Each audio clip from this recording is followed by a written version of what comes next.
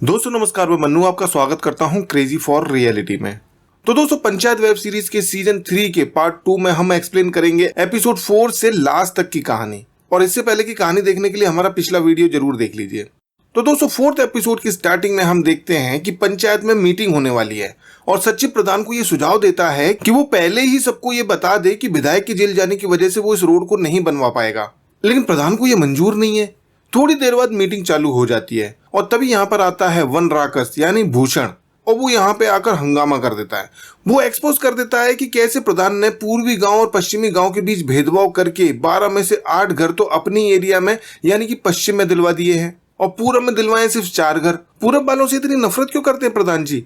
ऊपर से सचिव के लिए विधायक से लड़ाई कर ली और इसी वजह से वो रोड भी नहीं बनवा पा रहे। अब दोस्तों यहाँ पर ब्रजभूषण की बहुत ज्यादा बेइज्जती हो जाती है और माहौल कुछ इस तरह का बन जाता है कि अगर प्रहलाद इलेक्शन में ब्रजभूषण के साथ खड़ा ना हुआ तो ब्रजभूषण जीत नहीं पाएगा। इस बात को लेकर घर में भी मंजू ब्रजभूषण के बीच लड़ाई होती है। काफी देर चलने वाले इस झगड़े में मंजू जब ये कहती है कि ऊपर से नीचे कूद जाओ तो सब काम अपने आप ही रुक जाएगा। अब इस बात को सुनकर ब्रजभूषण अंदर से बहुत दुखी हो जाता है। वो अकेला पड़ जाता है और वो छत पर ही बैठा रहता है, किसी से बात नहीं करता। इधर रिंकी को भकोली बाजार जाना होता है तो अभिषेक उसे लेकर जाता है। दोनों बाजार में घूमते हैं, खाते पीते हैं, मंदिर जाते हैं और बातों बातों में पता चलता है कि रिंकी को अभी शादी नहीं करनी है और घर पर खाली भी नहीं बैठना है। वो एमबीए करके जॉब पाना चाहती है तो अभिषेक भी उसको एमबीए करने के लिए मोटिवेट करता है। लेकिन रिंकी का मैथ्स थोड़ा कमजोर है और ये बात वो अभिषेक को बता नहीं पाती। इंप्रेशन डाउन हो जाएगा ना, क्योंकि अभिषेक तो ठहरा पढ़ाकू। खैर उधर भूषण और उसकी वाइफ इलेक्शन जीतने के लिए एक अलग ही प्लान पर काम कर रहे हैं। वो कहते हैं ना, डिवाइड एंड रूल, आपस में नफरत फैलाओ और शासन करो। यही पॉलिसी अंग्रेजों की भी थी और यही पॉलिसी भूषण अपना रहा है। उसने पूरे गांव को पूरब और पश्चिम में बांट दिया है और जिसका मौका भी उसको प्रधान ने ही दिया था। खैर इस बार इलेक्शन जीतने को विधायक बिल पर बाहर आ चुका है।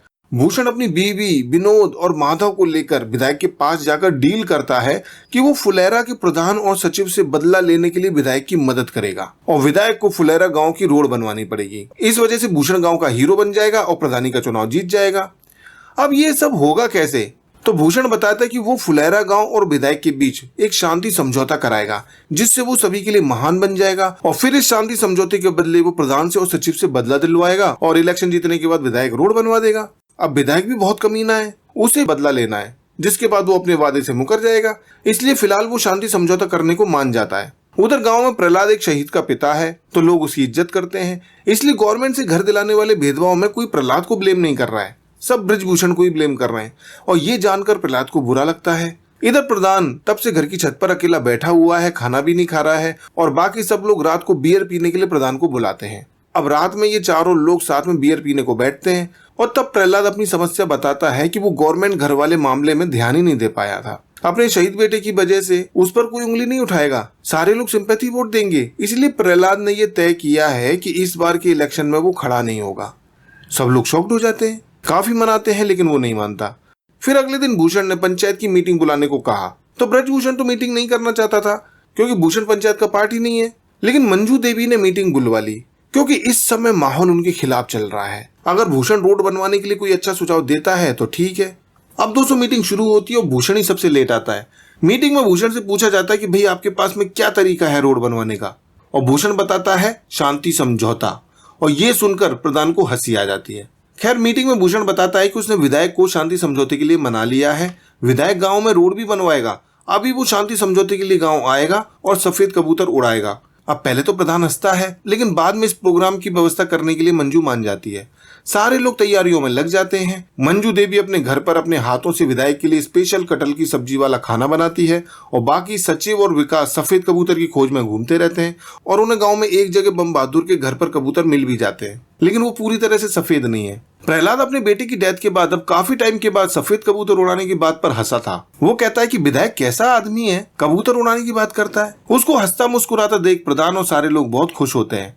इधर घर पर रिंकी ने अपने पेरेंट्स को एमबीए करने के लिए मना लिया और दोस्तों फिर शांति समझौते वाला दिन आ जाता है। अपने लाओ लश्कर के साथ विधायक फुलेरा गांव आ जाता है और आते ही स्वागत में खड़े प्रधान की माला को इग्नोर करके भूषण की माला पहले पहनता है और इस तरह वो प्रधान को पूरे गांव वालों की नजरों में बेइज्जत कर देता है और भूषण के बारे में अच्छी अच्छी बातें बोलने लग जाता है। उसकी तारीफों के पुल बांधने लग जाता है ताकि गांव में भूषण का दबाव बन जाए और प्रधानी का इलेक्शन भूषण जीत जाए। जब दोस्तों खाना खाने की बारी आती है तो विधायक खाना खाने के लिए प्रधान के घर नहीं बल्कि भूषण के चमचे विनोद के घर जाता है, जबकि मंजू देवी ने खाना बना के तैयार रखा हुआ है। अब विनोद के घर पे माधव के बकरे को काटकर मटन बनाया हुआ है, क्योंकि विधायक को मीट पसंद है। मटन देख के विधायक के मुंह में पानी आ जाता है, लेकिन प्रॉब्लम यह है कि कुत्ते को मारकर खाने वाले केस में विधायक ने कोर्ट में बोला हुआ है कि वो वेजिटेरियन है, तो वो सबके सामने मटन कैसे खा सकता है।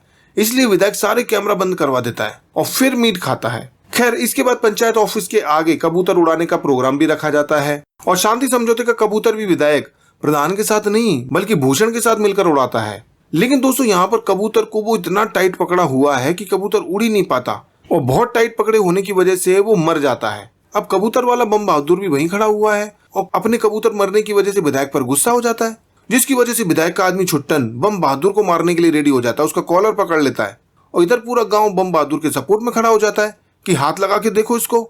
मजबूरी में विधायक के आदमी छुट्टन को पीछे होना पड़ता है और विधायक गुस्से में वहां से निकल जाता है। अब दोस्तों यहाँ पर भूषण का प्लान फेल हो गया था और विधायक के लिए एक और प्रॉब्लम हो गई थी। पहले ही कुत्ता मारकर खाने का केस था, अब कबूतर को मारने का नाम भी लग गया। खैर दोस्तों, अब उसी रात में बलिया टाइम्स के 2 रिपोर्टर अभिषेक के पास आते हैं, क्योंकि उनको बम बहादुर का इंटरव्यू लेना है। विधायक पर ऑलरेडी कुत्ते को मारकर खाने का केस चल रहा है और अब कबूतर को भी मार दिया, तो ये न्यूज वाले बम बहादुर का पक्ष सभी को बताना चाहते हैं। पर इसके लिए इनको प्रधान की परमिशन चाहिए, क्योंकि विधायक बम बहादुर का इंटरव्यू बाहर आने पर गुस्सा होकर बम बहादुर को मरवा भी सकता है। तो जरूरी है कि प्रधान बम बहादुर की सुरक्षा की जिम्मेदारी ले। प्रधान इस बात पर सोचने के लिए समय मांगता है। वो चाहता है कि बेचारे बम बहादुर को विधायक परेशान करेगा, इसलिए रहने ही देते हैं। लेकिन मंजू देवी ने यहाँ ब्रजभूषण को सलाह दी कि अगर बम बहादुर का इंटरव्यू बाहर आया तो विधायक की इंसल्ट होगी, और अगर विधायक बम बहादुर को टारगेट करेगा तो ब्रजभूषण बम बहादुर को सपोर्ट करके उस विधायक से बचाकर हीरो बन सकता है। ऊपर से बम बहादुर फुलेरा गांव के पूरब में रहता है, इसी वजह से पूरब पश्चिम में भेदभाव करने का दाग भी मिट जाएगा और पूरब के लोग भी ब्रजभूषण को माफ कर देंगे। आइडिया तो अच्छा है। तो ब्रजभूषण बम बहादुर का इंटरव्यू दिलवा देता है और इस इंटरव्यू को बहुत सारे लोग देखते हैं और कमेंट में विधायक के अगेंस्ट काफी कुछ बोलते हैं, जिससे विधायक की छवि बहुत खराब हो जाती है और विधायक इस इलेक्शन में हार भी सकता है। इसलिए विधायक भूषण को बम बहादुर के पास भेजता है उसे दूसरे इंटरव्यू में माफी मंगवाने को बोलने के लिए, वरना वो बम बहादुर की बहादुरी निकलवा देगा। उधर अभिषेक के पास रिंकी एमबीए की बुक्स लेने के लिए आती है। रिंकी एमबीए तो करना चाहती है, लेकिन उसका मन पढ़ने में इतना होता नहीं है। वो एमबीए की मोटी मोटी बुक्स देखकर ही डर जाती है, लेकिन फिर भी अभिषेक से एक बुक लेकर घर जाती है और फिर ये लोग बम बहादुर को पंचायत ऑफिस में छिपा देते हैं, क्योंकि विधायक उस इंटरव्यू के बाद अब कुछ तो करेगा ही, इसलिए किसी को पता नहीं चलना चाहिए कि बम बहादुर कहाँ पर है। अपनी रक्षा करने के लिए बम बहादुर को विकास छिला हुआ बांस भी देता है। तभी विकास के पास उसकी पत्नी खुशबू का कॉल आता है और पता चलता है कि वो बेहोश हो गई थी। ये सुनकर सभी लोग विकास के घर पे इकट्ठा हो जाते हैं। तब मंजू देवी बताती है कि खुशबू को कुछ नहीं हुआ है, हो सकता है कि ये मां बनने वाली हो, इसलिए हॉस्पिटल में जाके चेक करा लेना चाहिए। तो अभिषेक और रिंकी भी इनके साथ हॉस्पिटल चले जाते हैं और उसी वक्त इधर गांव में भूषण, उसकी बीबी, विनोद और माधव ने बम बहादुर को पंचायत ऑफिस की खिड़की से अंदर देख लिया। अब जब बम बहादुर मिल गया तो धमकी देना शुरू कर देते हैं कि विधायक से दूसरे इंटरव्यू में माफी मांग ले, वरना वो तेरी सारी बहादुरी निकलवा देगा। उधर हॉस्पिटल में पता चलता है कि खुशबू सच में प्रेग्नेंट है, तो प्रहलाद इस खुशी में अपने घर पर गांव वालों के लिए दावत रखता है। तब यहाँ पर बम बहादुर फिर से उन्हीं रिपोर्टर के साथ में आ जाता है और सबको विधायक की धमकी के बारे में बताता है और ये तय करता है कि वो अगले इंटरव्यू में माफी नहीं मांगने वाला है, बल्कि सभी को सच बताने वाला है कि विधायक ने इसको मारने की धमकी दी है। और इस बार दोस्तों उसका इंटरव्यू होता है तो उसके पीछे पूरा गांव सपोर्ट में खड़ा होता है। मंजू देवी तो बांस लेकर खड़ी होती है। ये इंटरव्यू भी उसका वायरल हो जाता है। अब हम देखते हैं कि ब्रजभूषण ने फुलेरा गांव के लोगों के बीच भाईचारा कायम कर दिया था। अभिषेक के कैट के एग्जाम के 18 से 20 दिन बचे हैं, तो ब्रजभूषण उसको छुट्टी लेकर तैयारी करने की परमिशन देता है। तभी गांव में एक गाड़ी आती है और पता चलता है कि रवीना और दामाद गणेश है। अब दोस्तों ये गणेश वही बंदा है जिसकी सीजन 1 में सचिव ने बेइज्जती कर दी थी, एसहोल बोला था उसको। तब से ये नाराज है, इसी वजह से वो गांव में आकर सबसे रूखा बिहेव करता है। सचिव भी उसको देखकर पहचान जाता है और उसकी बातें सुनकर कहता है कि ये बंदा एक ही लाइन में किसी का भी बीपी बढ़ा सकता है। अब गणेश की वाइफ रवीना रिंकी की फ्रेंड है, तो रिंकी चली जाती है स्टडी को छोड़कर अपनी फ्रेंड से मिलने के लिए। अब रवीना अभिषेक और गणेश के बीच सब कुछ ठीक कराना चाहती है, जिसके लिए ये लोग गार्डन घूमने का प्लान बनाते हैं और रिंकी अभिषेक को भी फोन करके अपने साथ चलने को मना लेती है। उधर विधायक ने 2 गुंडों को हायर कर लिया है बम बहादुर की टांग तोड़वाने के लिए, और बम बहादुर को पकड़वाने में उन दोनों गुंडों की मदद करेगा भूषण। तो अगले सीन में दोनों गुंडों को खेतों के बीच बम बहादुर मिल भी जाता है। वो अपना पूरा प्लान भी बता देते हैं कि पहले वो बम बहादुर की टांग तोड़ेंगे, फिर विधायक का घोड़ा खरीदेंगे। विधायक अपना फेवरेट घोड़ा बेचना चाहता है क्योंकि अभी के लिए विधायक को जानवरों से दूर रहने के लिए बोला गया है। अब वो काम कम करते हैं, पंचायत ज्यादा करते हैं। इन दोनों बातों का फायदा उठाकर बम बहादुर अपनी जान बचाकर वहां से भाग जाता है और भागकर सीधा पहुंचता है पंचायत ऑफिस और सबको विधायक की हरकत के बारे में बता देता है। जब ये बात विधायक को पता चलती है कि बम बहादुर इन दोनों की गिरफ्त से भाग गया तो वो दोनों गुंडों पर बहुत गुस्सा होता है और उनको भगा देता है। इधर बम बहादुर की मुखबिरी करने वाला भूषण पलटकर विधायक के खिलाफ प्रधान पर प्रेशर बनाने लगता है कि विधायक के खिलाफ कुछ करो, जबकि कल तक तो भूषण विधायक के तलवे चाट रहा था और आज फुलेरा गांव को सपोर्ट करने का नाटक कर रहा है। तो भूषण को इस मीटिंग से निकाल दिया जाता है। फिर अभिषेक ने पंचायत को आइडिया दिया कि अगर हम विधायक का घोड़ा खरीद लें तो विधायक की बहुत इंसल्ट हो जाएगी। पर सवाल पैदा ये होता है कि विधायक फुलेरा गांव वालों को घोड़ा बेचेगा ही क्यों? इसलिए ये लोग गांव के दामाद यानी कि गणेश की हेल्प लेते हैं। अब गणेश तो दूसरे गांव से है तो वो विधायक से घोड़ा खरीद सकता है और उस घोड़े के लिए प्रहलाद 5 लाख रुपए देता है। अब गणेश अपनी वाइफ के गांव वालों के लिए इतना काम करने को मान जाता है। साथ ही वो दोनों अभिषेक और रिंकी को भी अपने साथ शहर ले जाते हैं। अब रास्ते में अभिषेक गणेश को गांव की हेल्प करने के लिए थैंक यू बोलता है तो गणेश बड़ा खुश हो जाता है। गणेश और रवीना रिंकी और अभिषेक को क्लोज लाने के लिए बैक सीट पर एक साथ बैठने के लिए मना लेते हैं और कहते हैं कि वो किसी को नहीं बताएंगे कि एक लड़का और एक लड़की साथ में बैठे थे। और फिर गणेश रवीना के साथ विधायक के घर आ जाता है। लेकिन विधायक का आदमी छुट्टन उसकी कार देखकर उसकी इंसल्ट कर देता है, लेकिन गणेश उसको करारा जवाब देकर उसका मुंह बंद कर देता है और घोड़ा खरीदकर फुलेरा गांव ले आता है।